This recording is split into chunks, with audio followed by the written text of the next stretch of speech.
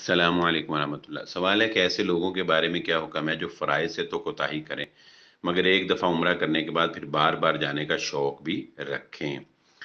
دیکھیے، دین اسلام میں ہر چیز جو ہے اس کو ایک ترتیب سے ڈیزائن کیا گیا ہے۔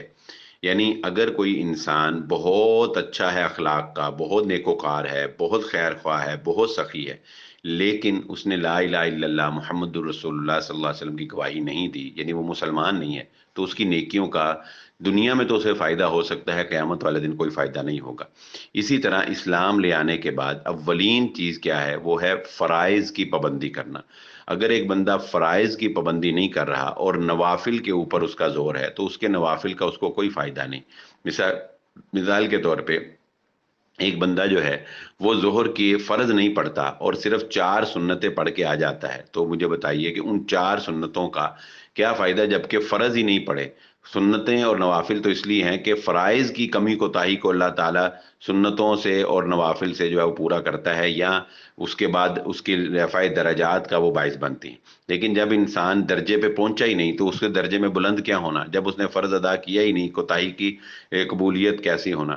یعنی یہ ایسے ہی ہے کہ انسان جو ہے وہ بغیر بیسمنٹ، یعنی بغیر ستونوں کے یا بغیر بنیاد کے کہنا چاہیے، کوئی عمارت کھڑی کرنے کی کوشش کرے تو کیا عمارت کھڑی ہو سکتی؟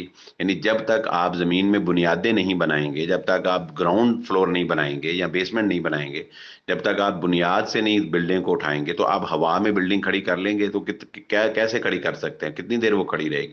ٹھیک ہے نا؟ تو اصل چیز یہ ہے کہ بنیاد ہے فرائض، پھر اس کے بعد اس کے اوپر جو ہے وہ دیگر عمارتیں۔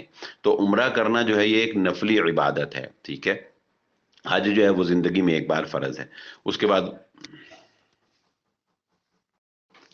جی اس کے بعد جو ہے وہ حج بھی نفل بن جاتا ہے۔ تو انسان کو فرائض پر پہلے توجہ کرنی چاہیے، اس کے بعد جو ہے وہ نوافل کی باری۔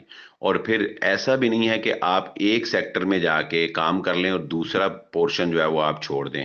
جیسا کہ اللہ تعالیٰ قرآن میں فرماتے ہیں کہ ادخلوا فی السلم کافہ، یعنی یہ نہیں ہے کہ آپ نمازی تو بہت اچھے ہوں لیکن آپ شوہر بہت برے ہوں، آپ نمازی تو بہت اچھے ہوں، روزے دار تو بہت اچھے ہوں، لیکن آپ کاروباری میں بہت برے ہوں، آپ کا اخلاق بہت برا ہو۔ نہیں، ایسا نہیں، دین اسلام کہتا ہے اور محمد رسول اللہ علیہ وسلم کی سیرت ہمیں یہ سکھاتی ہے کہ ایک پکا مسلمان جو ہر شعبہ ہے زندگی میں اسلام کے مطابق چلے، ایسا مسلمان اللہ رب العزت کو چاہیے۔